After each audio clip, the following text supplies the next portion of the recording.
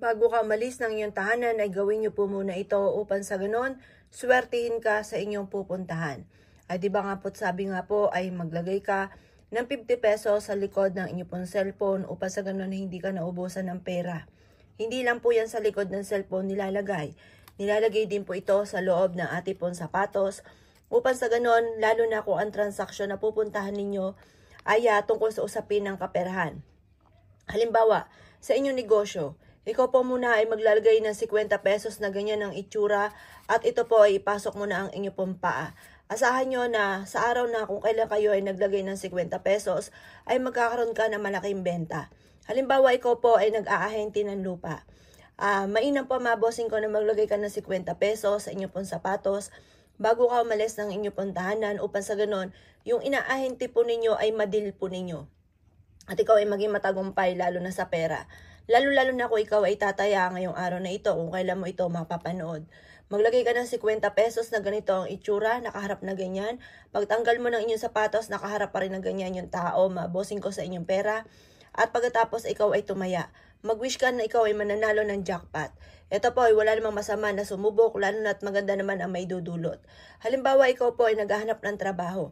Para ikaw po mga bossing ko ay matanggap ka agad sa trabaho ay mainam na maglagay ka ng 50 pesos na nakaganyan mga bossing ko yung mismong mukha po ng tao ng 50 pesos. At pagkatapos ito ay gawin mong lucky charms at ito po ay magkakaroon ka ng positibong pananaw sa buhay at maiisip po ninyo na kayo ay suswertihin dahil meron kang ganito. At yan nga po ay magaganap. Makapangyarihan ang ating isipan, ang ating pandama at ganoon ang ating salitain. Ngayon mga bossing ko, kung ikaw naman po ay papuntang abroad at tungkol sa usapin ng transaksyon sa pera, mainam ba sa pagdating sa usapin ng transaksyon sa pera, kayo po ay gumamit ng 50 pesos na ilalagay nyo po sa inyong pong sapatos. Ang dulot nito ay napakaswerte. Huwag nyo na lang ipagsasabi kapag ginagawa nyo po ito. Kasi minsan, may mga tao na iinggit ka agad at iniisip na baka kayo nga ay swertein at may daig nyo sila, kaya sila po ay kukontra. Mas mainam gawin nyo na lamang po ito. Pero i-share nyo ang ating video para may makaalam na iba.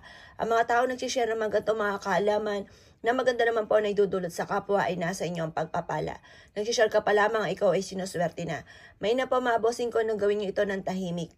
At kapag may mga dumarating na blessing, huwag nyo ipagsasabi. Hayaan nyo lamang po na sila mismo makapansin. At ito'y tawan-tawanan mo na lamang. Huwag ka magyayabang, huwag mo po sasabihin kung ano pa ang iba pong mga sikreto. Mas mainam na wala nakakaalam. Kasi once may nakakaalam, may mga kumukontra sa mga pangarap. May mga naiinggit ka agad. Ngayon pa mga bossing kaya 50 pesos sa ating gagamitin.